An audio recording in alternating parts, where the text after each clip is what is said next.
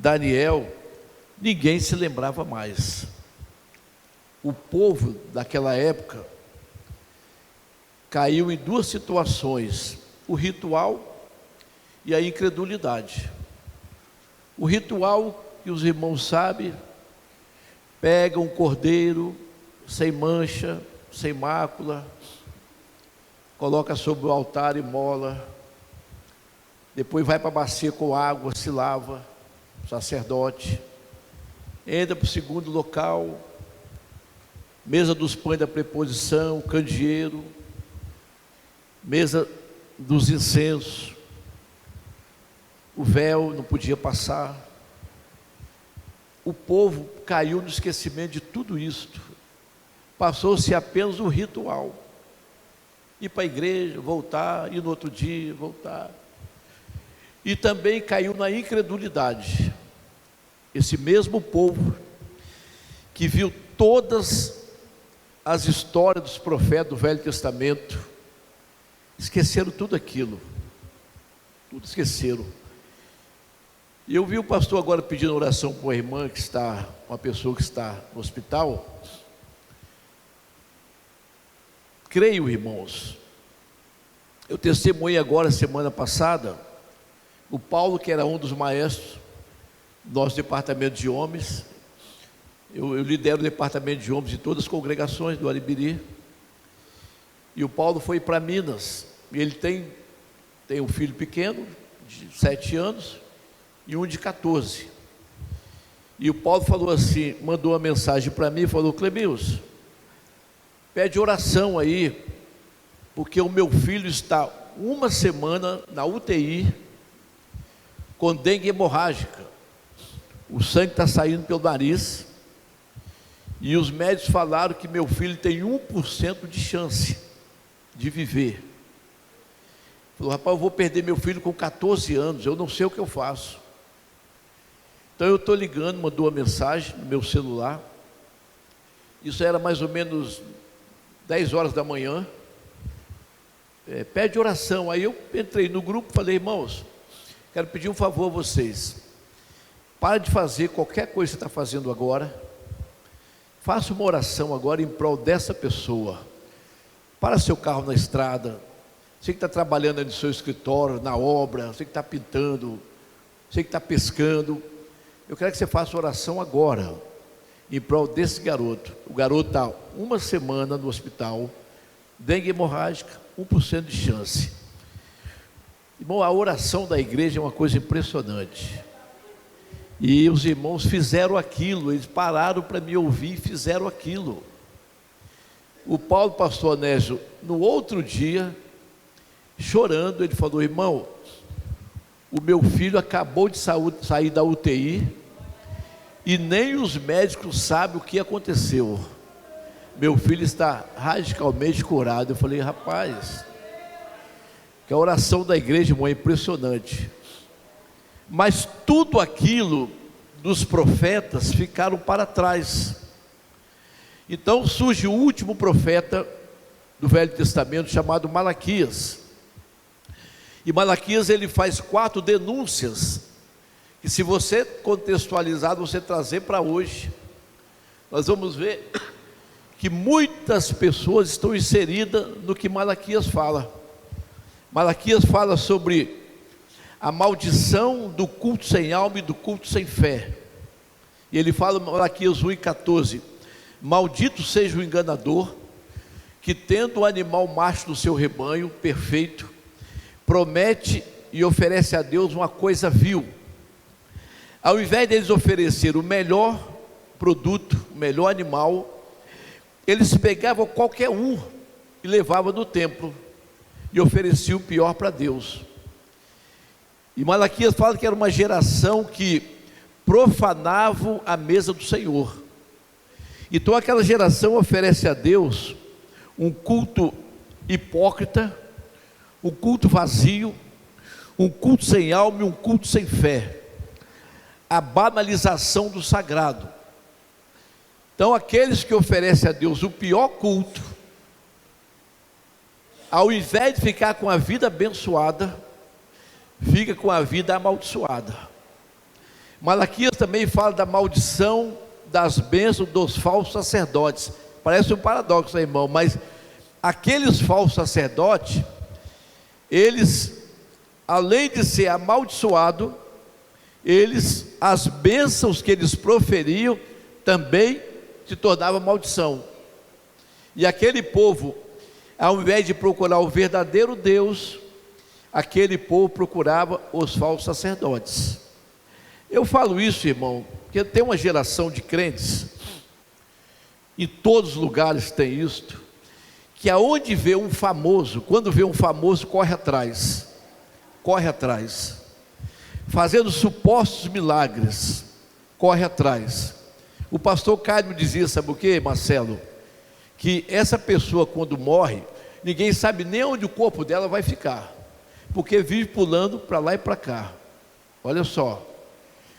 E aí vive atrás de algumas coisas que eu vou falar aqui mais na frente, tentando buscar para você um suposto milagre. Essas pessoas nunca têm uma vida próspera, porque não tem uma identificação, irmãos. Olha só. E aí a Bíblia acontece tudo, que a Bíblia fala que os sinais seguirão aos que crerem. Se você crê, os sinais te procuram. Mas havia uma geração que ficava atrás dos falsos sacerdotes também. Malaquias fala sobre a terceira maldição, sobre a maldição da usura que promove a miséria. E a pergunta que ele faz é: roubará o homem a Deus? A resposta é sim, era para ser não. Mas há pessoas que têm um bom salário, há pessoas que ganham bem, mas não vivem bem. Tem uma mesa farta, mas não consegue se alimentar direito. Tem uma cama maravilhosa e não consegue dormir direito, porque ele retém aquilo que é do Senhor. Ele, ao invés de ajudar a obra de Deus, ele acaba fechando e vive a maldição da usura que promove a miséria. Olha só. E Malaquias fala lá em 3, 8 e 9, a maldição da família vivendo sem amor. São 4 maldições. Após o profeta Malaquias, eu quero que os irmãos só entendam qual o cenário que Jesus chega. Após o profeta Malaquias, é aproximadamente 430 anos sem ouvir a voz de Deus. Agora você imagina, irmão, durante 430 anos não se levanta profeta, silêncio total, acaba. Quando a gente fica sem ouvir a voz de Deus 2 dias, a gente já fica desesperado.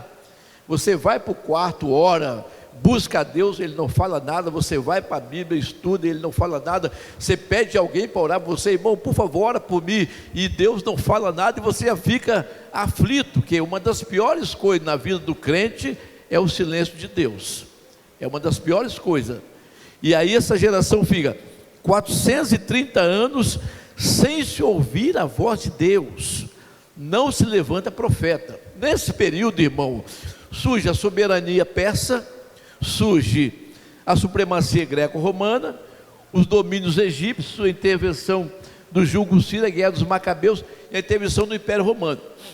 Nesse período também de 430 anos aproximadamente, surge as seitas, surge os fariseus. O fariseu acreditava em tudo, irmão. O fariseu acreditava em anjo, o fariseu acreditava em vida eterna, o fariseu acreditava em milagre, acreditava em tudo. Mas também tem os saduceus, que já não acreditavam em nada. Então olha o problema: uns aqui acreditavam em tudo, outros aqui não acreditavam em nada. Surge aí os essênios também. Os essênios viviam lá no deserto, que eles se consideravam os filhos da luz. Eles eram os melhores, eles não se comunicavam com ninguém. E surge também aí os cananitas, que atacavam o povo de Deus, atacavam os soldados romanos no deserto. Tem também um partido político que surge aí nesse período, chamado os Herodianos.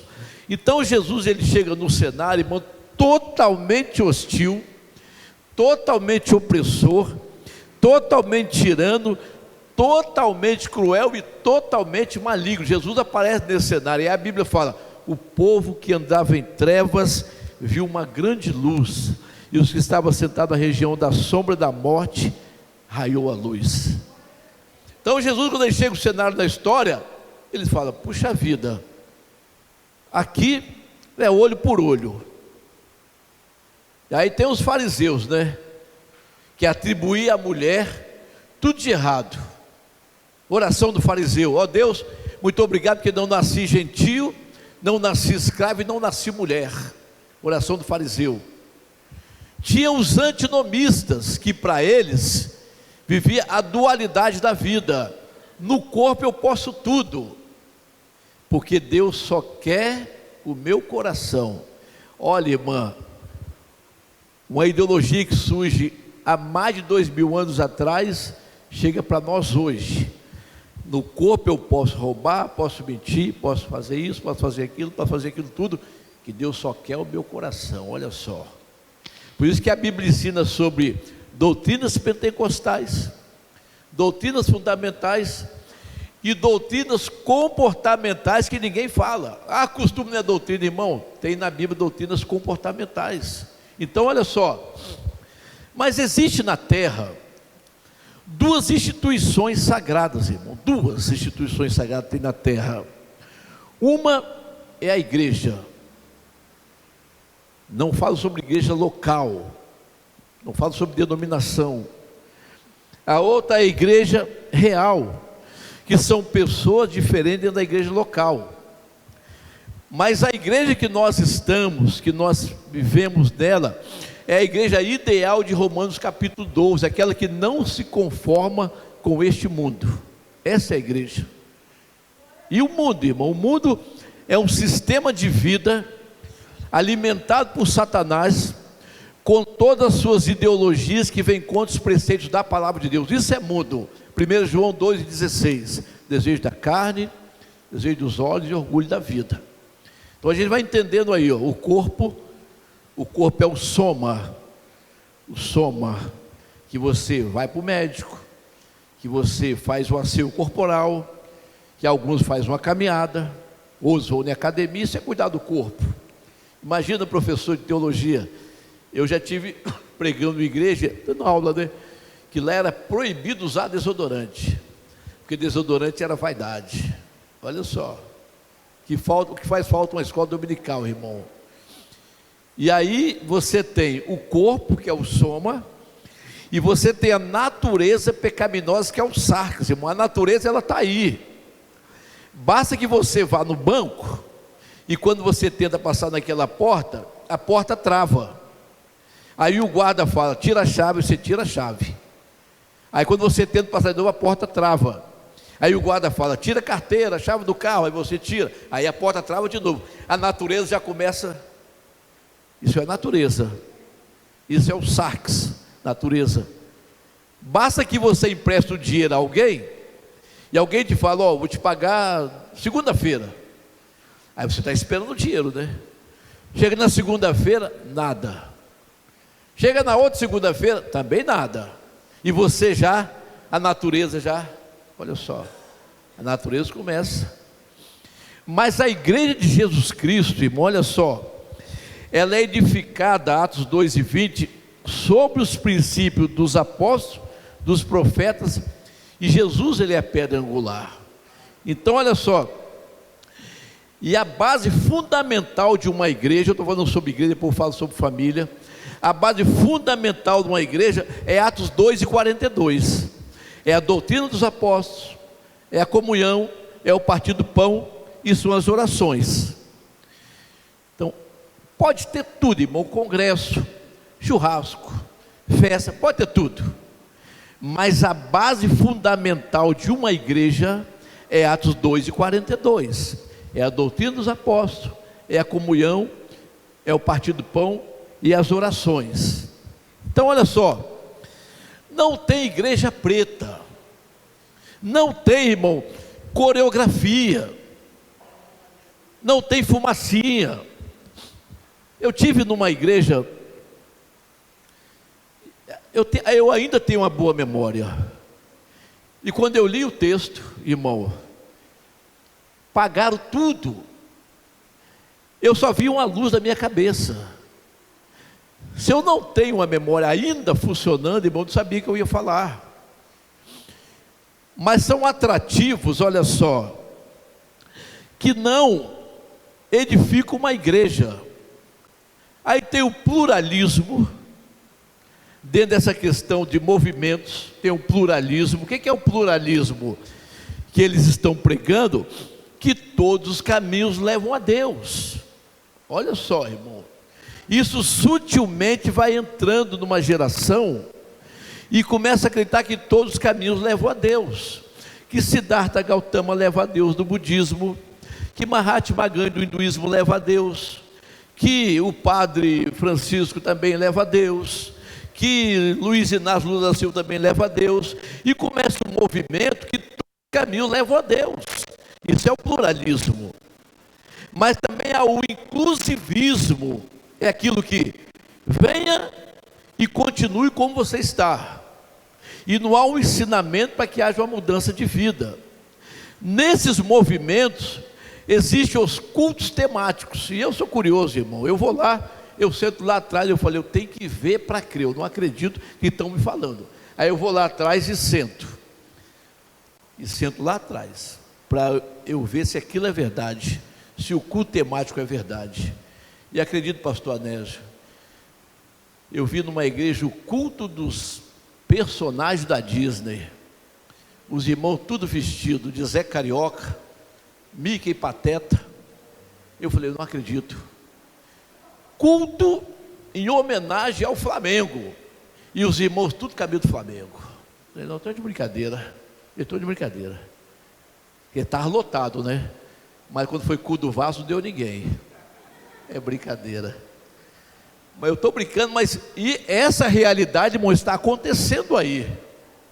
E quando você vê uma igreja que ainda tem escola dominical, que ainda tem pastores sérios, que ainda tem palavra, você glorifica a Deus. E um dia, a minha esposa estava com a tia dela em estado terminal de câncer. Ela falou, vamos lá, titia, mandaram ela para casa, que ela vai morrer e tal. Aí eu fui lá. Cheguei lá, falei, eu vou falar para ela acerca da salvação. Eu cheguei lá, meu amigo, estavam 10 pessoas na sala, estava a tia lá no quarto, e as pessoas revezavam para ir lá, para conversar com ela, se despedir e tal. Eu falei, eu vou falar acerca da salvação, tá bom? Fiquei sentado lá.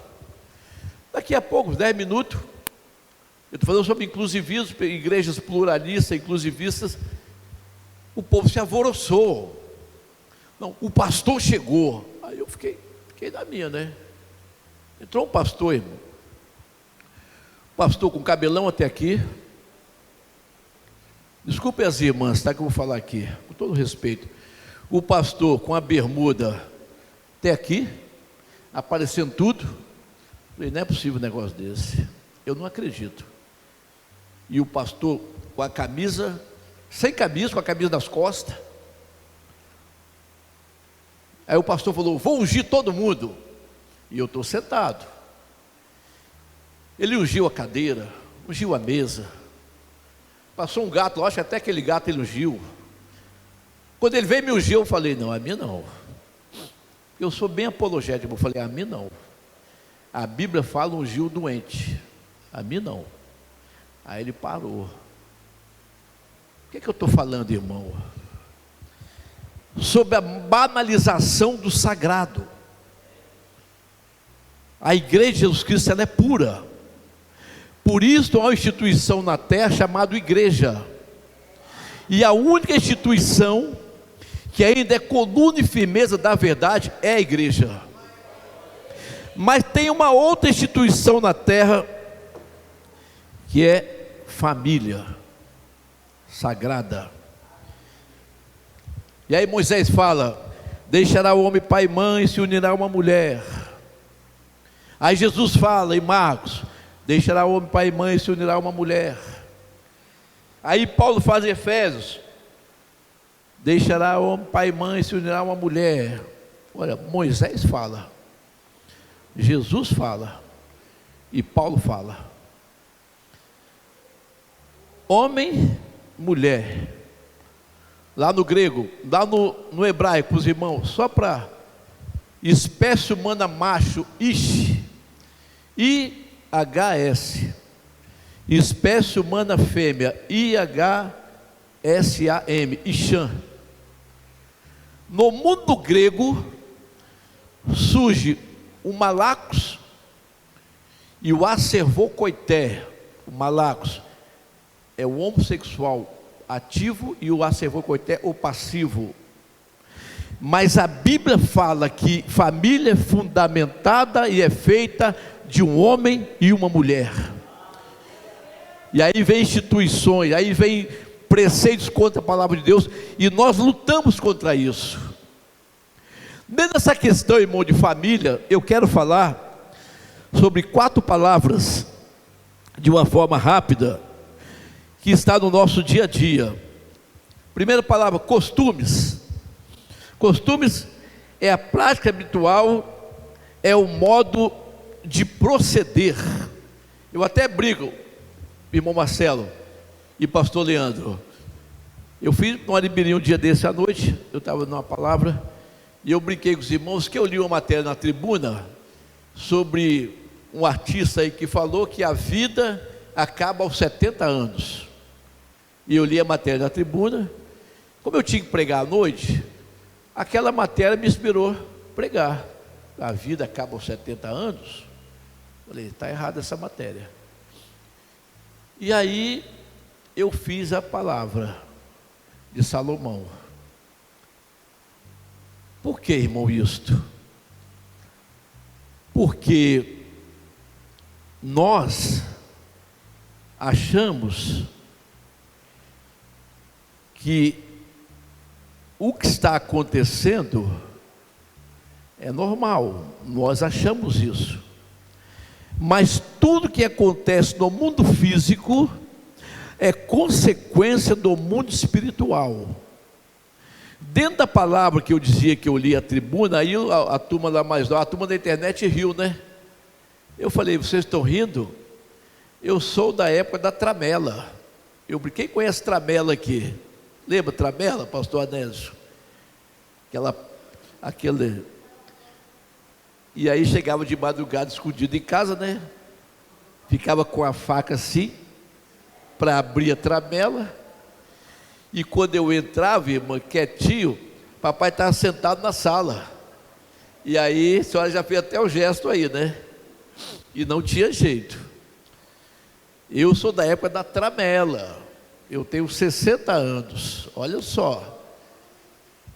Hoje tem aí, você bota a senha, bota a guarda, bota tudo, mas o ladrão entra do mesmo jeito. Mas ninguém mexia na tramela. Então, olha, costumes. Costumes são modos de proceder. Para quem não sabe, nós vamos ter o centenário agora, da igreja do Espírito Santo. Naquela época os pastores usavam chapéu e guarda-chuva. Eu lembro disso, papai tinha um chapéu, guarda-chuva. Eu encontrei uma época, irmão, na igreja do Aribiri, que só podia entrar na terça-feira quem apresentava o cartão de membro. Olha só. Isso são costumes, moda, traje. Pela ótica cristã, costumes são linhas recomendáveis de comportamento ou testemunho. Então, olha só, por isso que eu falo que existem doutrinas pentecostais, doutrinas fundamentais e doutrinas comportamentais. Então, a coisa está tão banalizada, irmão. Deixa eu contar para vocês aqui, eu fico olhando. Onde nós estávamos na Ilha do Príncipe, teve pré-congresso lá, onde foi dos homens, e aí teve a procissão, né, do pessoal do convento. E eu falo, pessoal, vigia para mim se você vê algum crente aí, na procissão. Eu falo, vigia para mim, só para a gente ver. E aí, pastor Anésio, ainda bem que não é daqui do Ataí, senão se eu excluir ele. Um presbítero, na procissão, com a vela, e com a camisa do Flamengo. Eu falei, rapaz, não dá para mim não. Olha, que ponto que nós chegamos, irmão. Olha que ponto que nós chegamos. Mas os costumes passam. Segunda palavra, porque os costumes eles são sociais, são os humanos, são regionais e são temporais. Aí vem um negócio chamado tradição. É a transmissão de ensinos e práticas, crença de uma geração para outra geração. A tradição pode ser negativa ou positiva. Eu dou um exemplo aqui. Eu nunca vi o meu pai sem camisa. Nunca vi. Eu vi papai sem camisa quando ele ficou doente. Ele só aceitava eu dar banho nele. Eu dava banho. E eu fazia os curativos. Mas as minhas irmãs não podiam nem chegar perto. Olha só, tamanho respeito. E eu, irmão, eu peguei essa mesma tradição para mim. Sabia disso? Eu não consigo, irmão. Dentro de casa, cada um na sua casa. Eu falando que eu não consigo. Que a tradição é passada de uma para outra. Então olha só. Aí tem uma coisa chamada doutrinas. Eu falei sobre costume, tradição e doutrina. Doutrina é o ensino, é a instrução de uma crença. Eu falei agora numa palestra na igreja do Aribiri sobre o hinduísmo, que a doutrina deles é da reencarnação, que é a transmigração da alma. Dependendo do que você fez aqui, você pode reencarnar ou num cavalo ou no rato. Depende do que você fez aqui. Então assim, isso é a doutrina deles. Eu respondi um dia desse um rapaz sobre a doutrina de Irã Edson, de Ellen White, William Miller, do Adventismo. Eu expliquei para ele como é que funcionava. São doutrinas, mas as doutrinas elas mudam de um segmento para o outro. Mas tem uma palavra chamada princípio. Princípio é a origem, princípio é a base, princípio é o fundamento. Quem criou o princípio foi Deus. Olha só, um princípio da Bíblia. No princípio criou Deus os céus e a terra. Esse princípio não muda. Não foi o Big Bang, não foi a grande explosão, não foi uma ameba num processo evolutivo, não foi o homem que andava de 4 pés, depois passou a ser homem eretos, e passou, que veio lá do animal, e passou, não, a Bíblia fala que no princípio criou Deus os céus e a terra, e isso não muda, princípios não mudam. Outra coisa que é, irmão, no princípio era o verbo, e o verbo era Deus, não muda. Aí os gnósticos, na lição passada da escola dominical, diziam que tudo era apenas uma aparência, o docetismo, olha só, era uma aparência. Jesus não nasceu, Jesus não morreu, Jesus não sangrou, e muito menos existiu, e essa doutrina está aí até hoje. Mas o princípio não muda. Quer ver outro princípio? Honra o teu pai e a tua mãe. Irmãos, eu trabalhei, para quem não sabe aqui eu posso falar, tem algumas comunidades que eu vou, eu não falo. Eu trabalhei de presídio. Alguém aqui que trabalha em presídio, você vai saber o que eu estou falando. Eu trabalhei em presídio, irmão. Então quando eu vi aqueles camaradas lá presos, eu começava a perguntar o nome. Seu nome? Meu nome é João. Seu nome? Meu nome é Paulo. É Timóteo, é não sei o que, é Silas, é Lucas. Rapaz, por que seu nome é bíblico? Porque eu nasci na igreja, minha mãe é da igreja, e eu abandonei a igreja. Eu não honrei meu pai e minha mãe. Olha só, o princípio bíblico é honra pai e mãe, isso não muda. Isso não muda, irmão. Meu filho está com 50 anos, mas o pai e a mãe chamam a atenção dele. Meu filho está com 70 anos, mas o pai e a mãe chamam a atenção dele, e ele tem que honrar pai e mãe. Quer ver outro princípio, irmão? Pais, não provoqueis a ira dos vossos filhos, é outro princípio. Quer ver outro? Ame a sua mulher como Cristo amou a igreja e se entregou por ela. Rapaz, falar isso aqui, ame a sua mulher como Cristo amou a igreja e se entregou por ela. É um princípio, irmão. Olha só, quando a sociedade começa a mudar os princípios, o resultado é o que está aí. porque os princípios não mudam, o costume muda, a doutrina muda, a tradição muda, mas os princípios, irmã, não mudam. Quando a sociedade começa a mudar os princípios de Deus, o resultado é o que está aí: é filho batendo em pai, é filho matando mãe. Eu falei, rapaz, eu não acredito nisso. O filho matou a mãe. Eu falei, meu Deus, que ponto. Desculpe aí, tá? É tão acostumado a falar para homens, no papo de homens que a gente faz, por isso que eu peço desculpa. O pai abusou do filho de 2 anos, irmão, eu não consigo entender. Por quê? Porque a sociedade está mudando os princípios. E a minha pergunta é: sobre qual fundamento que eu estou edificando a minha família? Quem é o Senhor da minha família? Apocalipse capítulo 17, versículo 1 e 5, que fala assim, ó, de um sistema político, capitalista e religioso chamado Babilônia. Então Babilônia, Apocalipse 17, bom, não é mais uma cidade. Babilônia é um sistema que nós estamos dentro desse sistema. Um sistema capitalista. Desculpa. Se você tiver dinheiro, você tem tudo. Se você não tiver dinheiro, você tem que ficar esperando. Igual eu marquei uma consulta, estou com problema renal, fazendo exames. E eu, Wanderson, marquei uma consulta, no dia que marca para mim, marcou em dezembro do ano passado. Sabe, marcou para quando a consulta? Para agosto. Olha só, irmã, agosto. A minha mulher foi lá e fez um plano de saúde para mim. Aí você tem que pagar. Ela falou, vou fazer o plano de saúde, para de ficar. Ela falou, tá bom, então faz.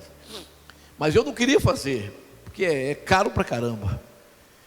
Mas imaginei eu com problema renal, quem trabalha no laboratório que sabe, creatinina, o que deu, a creatinina. E marcaram a consulta para mim para agosto de 2025. Eu falei, meu Deus. Aí eu não posso comer Coca-Cola, não posso tomar Coca-Cola, não posso comer chocolate e não posso comer açaí. E não dá problema. Estou proibido de comer essas 3 coisas, a coisa que eu mais gosto. Mas dentro desse sistema de Apocalipse 17, um sistema capitalista, um sistema político, não precisa nem falar de política aqui, né, irmão? Os irmãos estão careca de ouvir isto. Olha o sistema. E o sistema religioso. Então o Apocalipse fala sobre 3 mulheres, que significa 3 igrejas, que talvez outro dia a gente fala sobre Israel, fala sobre a falsa igreja e fala sobre a verdadeira igreja. Está lá em Apocalipse. Mas em Efésios capítulo 6, versículo 2, fala sobre a hierarquia dos demônios. Olha só, os irmãos sabem de cor: principado, potestade, ordem da maldade, espíritos dominadores. Então, segundo Apocalipse 17, 7 montes, 7 cabeças e 10 cabeças, 7 montes, 7 poderes, 7 principados que dominam. Principado da politicagem, da religião, da sedução, da finança, da economia, da sensualidade e das enfermidades. Olha só, irmão, o principado da religião é o que domina, é a falsa igreja. Eu disse aqui, é o pluralismo, e dentro do pluralismo traz 3 palavras, talvez eu já tenha falado aqui outro dia, mas vou repetir, sobre amuleto, superstição e encantamento, dentro do pluralismo da falsa igreja. O que é um amuleto, irmão? Um amuleto é um objeto que alguém supostamente deu poder a esse objeto. Isso é um amuleto.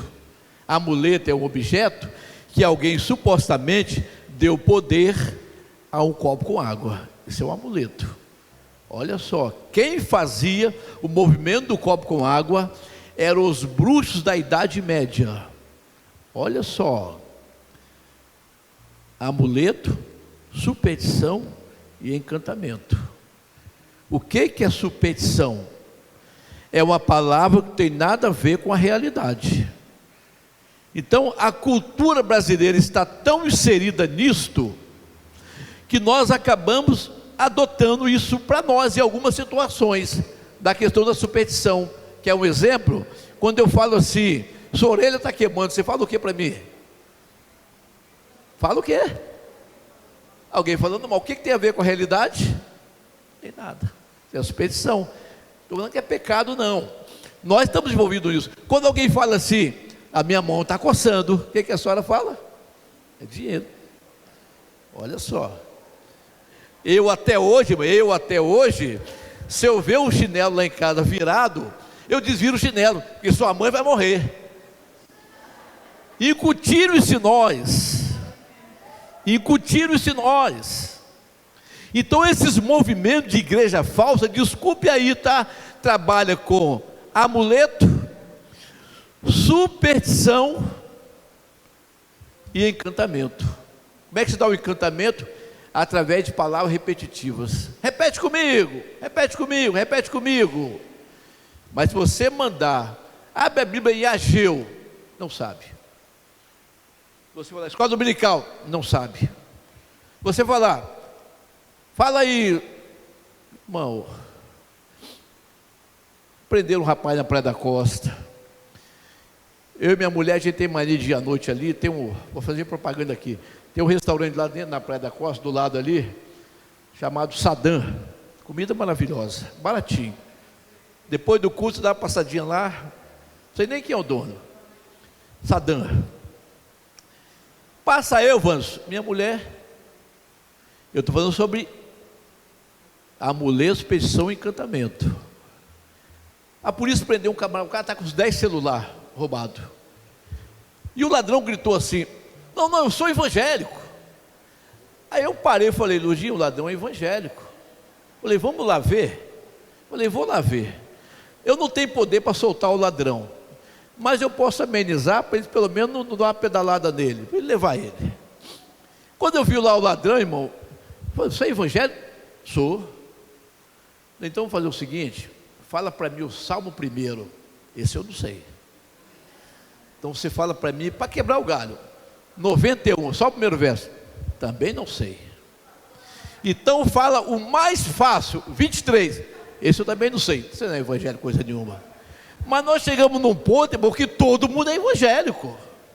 Todo mundo é evangélico. Não, está desculpe aí, está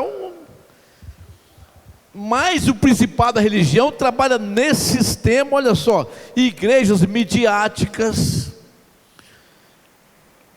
E aí, olha só, eu não vejo erro. Tem aqui uns jovens, adolescentes aqui, eu não vejo erro. Vocês têm um skate, não vejo erro. Não vejo erro os meninos se ajuntar numa quadra, brincar, não vejo erro nenhum, irmão. Jogar um vôlei, nada. O problema é quando começa a trazer isto para o contexto do culto. Igual lá na Califórnia, eu estava pesquisando, Igreja dos Maconheiros de Cristo. Falei: rapaz, não é possível um negócio desse. Na hora do culto, os camaradas fumando um baseado. Olha só a banalização do sagrado. Começa a trazer isso para o contexto do culto. E aí, irmão, os problemas começam a aparecer. Mas tem o principado da sensualidade, que opera nos canais de comunicação em massa, rádio, TV, celular, internet. Como estabelece o seu culto? Nas más notícias, nos sites de fofoca, na pornografia, nas novelas, no Big Brother, no adultério, no aborto, na libertinagem, no divórcio. Destrói a unidade familiar, culto aos ídolos, a família está sendo bombardeada. O principado da sedução oferece o prazer sem regras, seu templo é a vida social da cidade, as boates, os botecos, os motéis, os encontros secretos, a pornografia, a perversão infantil, o espírito da prostituição. Irmão, dá uma olhada, quando você vir para a igreja. Quando eu estava na igreja do Xuri, eu fiquei lá 12 anos, eu saí de casa de Bom Vando, 5 horas da tarde, pegar meu carro, agora meu carro está na oficina. Eu ia daqui no Xuri, são daqui lá 20 quilômetros. Todos os botecos, irmãos, dentro de Aribiri, por onde eu passar, Terra Vermelha, todos os botecos lotados. Quando eu voltar, o culto acaba 8 horas, porque é roça. Quando eu voltar, pastor Anésio, todos os botecos lotados. Observe, irmão, quando você vai para a igreja, todos os botecos lotados. Porque ali é um culto ao principado da sedução. Ó espiritual da maldade, atua no comportamento. A música é a arte abstrata mais poderosa que existe, a música profana. E a música é um troço tão maléfico, pastor Marcelo, que lá perto de casa tem uma boca de fumo lá atrás, é Beco 24. Eles perturbam ninguém não, fica lá vendendo a maconha deles. E teve um dia que eles tocaram aquela música, irmão. Começou aquilo, né, 9 horas da noite, foi até quase 4 horas da manhã. E o dono da lancha é o Cabeça Branca. O dono da lancha é o Cabeça Branca. E outro dia eu vou para a escola dominical, olha eu no meio da rua. E o dono da lancha é o Cabeça Branca. Eu falei, pô, estou ficando doido. Porque a música é a arte abstrata mais poderosa que existe. Quando você ouve uma música, você começa... E daqui a pouco você está cantando aquele troço. Então esse principado, ele atua no comportamento, na música, na gíria e nos palavrões. Havia uma geração, ô velho, que velho, rapaz, para. Lá na igreja tem uns meninos, de vez em quando a gente está corrigindo, ô velho, que velho, rapaz. E isso vai pegando, vai virando moda, irmão. E uma geração vai sendo trabalhada nos palavrões, no comportamento, nas gírias. E a minha pergunta é: quem é o Senhor da minha família? Quem é o Senhor da minha família? Irmão, eu estou falando isso aqui, mas não é fácil criar filhos não, tá? Eu tenho 2, um trabalha na CPAD, o Luca, tem 24 anos, o Tiago está com 27. Eu fui obrigado a estudar sobre todos os funks, porque o Luquinha, quando era pequenininho, ele chegava em casa cantando funk. Rapaz, como é que você aprendeu? E eu lá em casa nunca tocou música profana, nunca tocou. Minha mulher, ela é aquela assembleana mesmo, sabe assim, nunca tocou. E ele chegava em casa e cantava todos os funks. E eu descobri, irmão Vandes, que na escola, na hora do recreio, não sei como é que você ainda, mas na escola dele, na hora do recreio, era só funk. Ele aprendeu tudo aquilo. Olha só, não é fácil, irmão. A geração dos anos 60, a geração do rock and roll, olha só, do bicho grilo, que o cara ia daqui no Rio de Janeiro, São Paulo, com o embornal aqui, pendurado, de calça jeans, e ele ficava 1 mês, 2 meses sem tomar banho, caminhando contra o vento, sem documento. Caetano Veloso, olha como é que a música faz. A geração dos anos 60, 80, é a geração John Travolta e Olivia Newton-John, Os Embalos, sábado à noite. A geração dos anos 2000 é consequência das gerações dos anos 60 e dos anos 80, que não tem mais, bença pai, tem irmão, poucas famílias têm isso, bença mãe, poucos, de sentar na mesa e almoçar, isso acabou, poucas famílias têm tempo, até porque hoje todo mundo estuda, todo mundo trabalha fora, tal, mas quase se reúne mais. Lá em casa um dia estava, o dia no sofá, Tiago com a esposa dele no outro, e o Luca no outro, e eu deitado no chão, cada um com celular, irmão, deitado, sentado. E eu parei por um momento, eu olhei aquilo, eu falei, olha só, nós estamos aqui já tem meia hora, cada um com seu celular. Aí nós, vamos parar então. tiramos o celular para ter um pouco de comunhão. Nós estamos lutando contra um inimigo, irmão, invisível. Aí eu pergunto, quem é o senhor da minha família?